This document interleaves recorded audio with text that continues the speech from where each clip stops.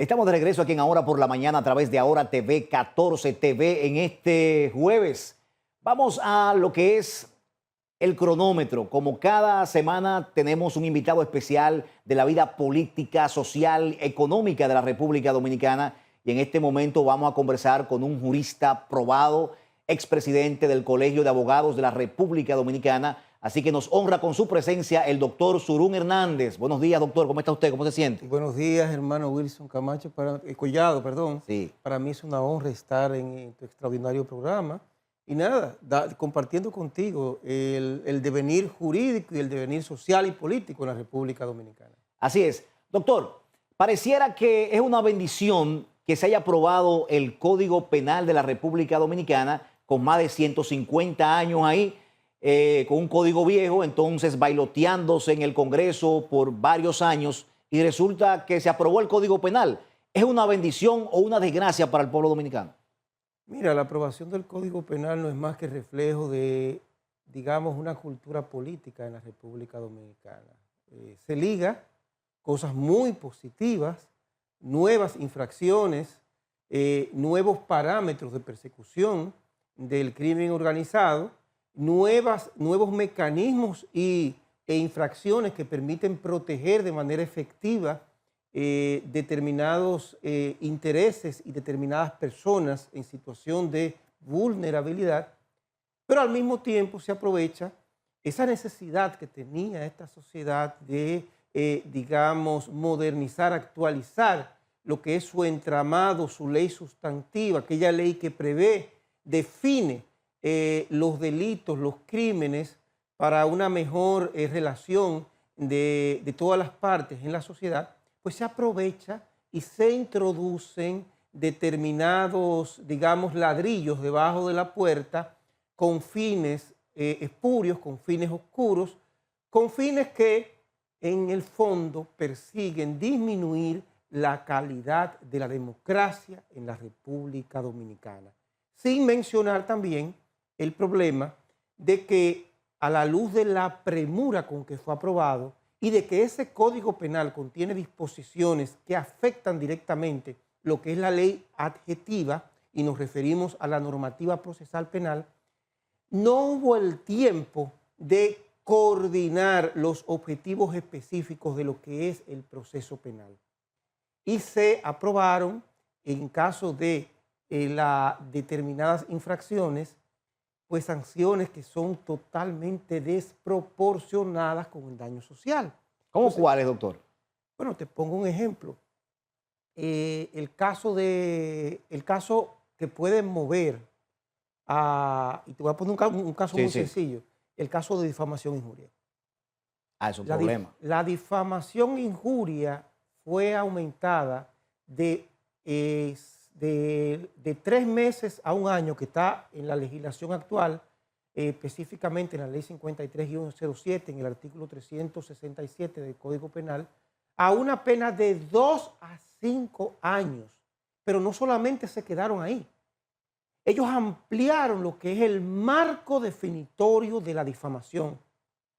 Anteriormente la difamación se constituía, se sancionaba cuando existía una imputación directa de un hecho penal, que evidentemente afectaba el buen nombre de la persona, pero tenía que haber una imputación directa. Si no existía la imputación directa, pues tendríamos que irnos a la injuria. ¿Qué acontece? Que ya es simplemente toda imputación, sin importar su naturaleza, que afecte la imagen de una persona emitida públicamente. Penas de 2 a 5 años. ¿No atenta eso, doctor, no choca con la Constitución de la República, artículo 49? No choca con la Estamos complicados nosotros entonces, los comunicadores, doctor. Mira, en primer lugar hay una situación. El Estado como tal, a través de sus órganos competentes, que en este caso el Congreso Nacional, puede perfectamente tipificar, crear las infracciones correspondientes, es decir, aquellos hechos que constituyen delitos y por los cuales el ciudadano que a través de un proceso penal resulta responsable puede ser sancionado a una pena. Eso no es inconstitucional. podría tener ribetes que choquen efectivamente con el artículo 49 de la Constitución, pero en la forma en que fue definido es muy difícil que el Tribunal Constitucional, a la luz de una acción en ese sentido, pueda revocarlo. Sí, si bien es cierto que en cuanto a la difamación eso ocurre y con respecto a la injuria, pues hay otros delitos que definitivamente son totalmente contrarios a la Constitución. Por ejemplo, el Código Penal se aprovechó, porque estamos hablando no solamente de difamación e injuria, que son delitos que actualmente están previstos por el ordenamiento jurídico en la República Dominicana, por la ley sustantiva. Pero vamos a hablar del delito de ultraje. Se crea el delito de ultraje, que consiste en el simple hecho de señalar a una persona, aunque sea de manera privada, con un hecho que afecta su estado de ánimo, que lo hace sentir mal, que le crea un bochorno. Y ese solo hecho, aunque se realice de manera privada a través de una llamada telefónica o simplemente una conversación casual, pues conlleva una pena de 15 días a un año. O sea, el hecho de que tú le emitas expresiones, le hagas determinadas señas, como las señas del dedo, las señas de que alguien está robando a un funcionario público, aunque sea privado, ya inmediatamente tú comprometes tu responsabilidad penal, tú puedes ser perseguido, pero no solamente eso. En el Código Penal también está contemplado el llamado delito contra la intimidad, que castiga el uso de imágenes sin el consentimiento de la persona, ya sea en memes, ya sea en anuncios, ya sea en determinados mensajes a través de las redes sociales, a través de la inteligencia artificial. Ya no va a ser posible, sin comprometer la responsabilidad penal de la persona, ni siquiera hacer memes, ni siquiera hacer... ustedes han visto este video donde aparece el presidente de la República degustando un pastel de cenaza, degustando un papel... No se puede hacer. El que haga eso tiene problemas. 15 días a un año de cárcel. Entonces, pero entonces estamos retrocediendo en ese aspecto, o sea, derechos que habíamos adquirido, libertades que habíamos obtenido, entonces se ven como restringidas, doctor. Mira, la verdad es que en la República Dominicana, aunque no nos hayamos dado cuenta, en los últimos años hemos tenido una regresión, una involución, no solamente en cuanto a libertades públicas, en cuanto al Estado de Derecho, en cuanto a la seguridad jurídica, en cuanto inclusive al ejercicio de las libertades públicas. Duele admitirlo, duele decirlo, en los gobiernos encabezados, tanto por Danilo Medina como por Leonel Fernández, habían determinados límites.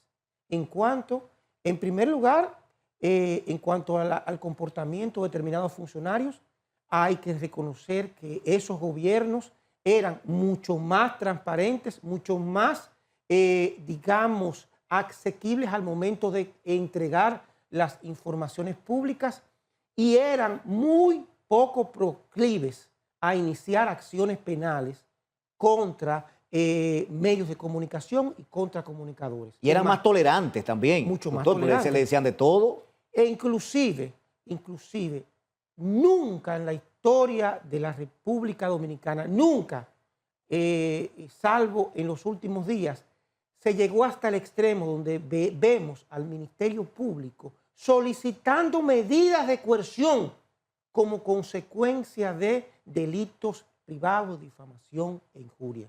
Y mucho menos apresando a comunicadores que, aunque uno esté de acuerdo o no con lo que digan, están haciendo exactamente lo mismo que los que se hartaron de hacer los que hoy ocupan la cosa pública.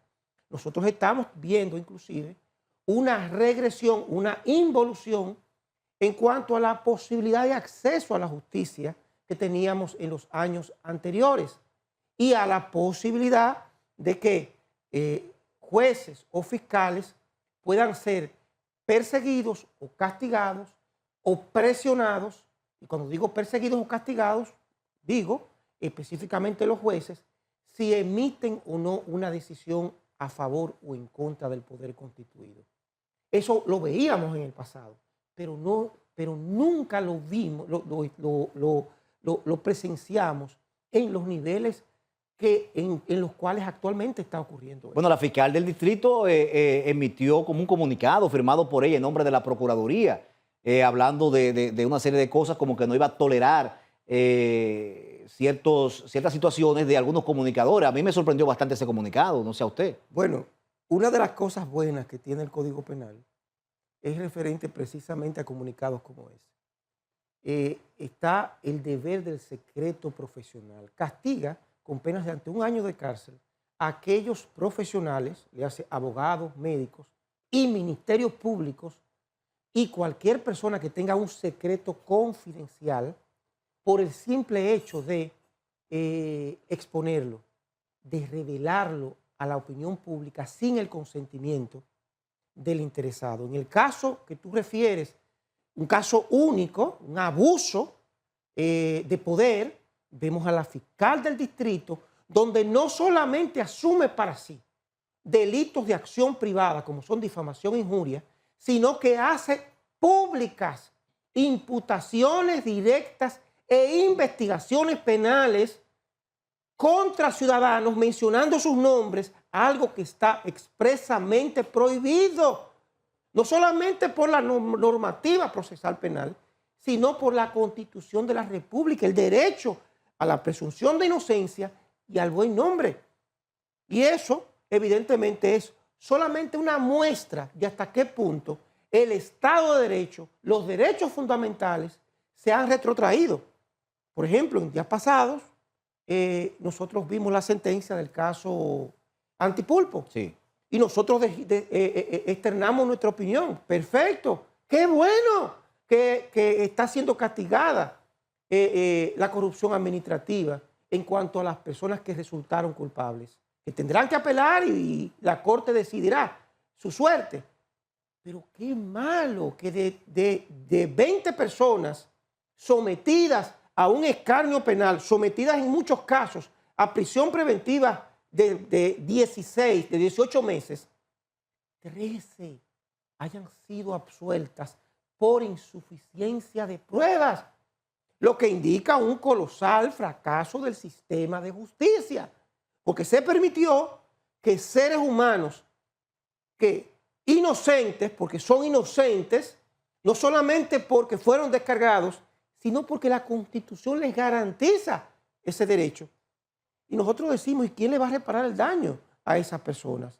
Y hasta qué punto situaciones como esta no deberían mover a esta sociedad a reflexionar respecto a lo que estamos haciendo, sometiendo a personas sin las suficientes pruebas, que vale decir, ahí mismo añadimos que no entendemos por qué solamente se somete a los funcionarios del gobierno de Danilo Medina, del gobierno de Leonel, pero estos funcionarios están arrasando con el país, denunciados inclusive por los propios funcionarios, como Celso Marrancini, que denuncia a uno de los gerentes de la distribuidora por insuflar las facturas, denuncias como el caso de Senasa, donde la quiebran.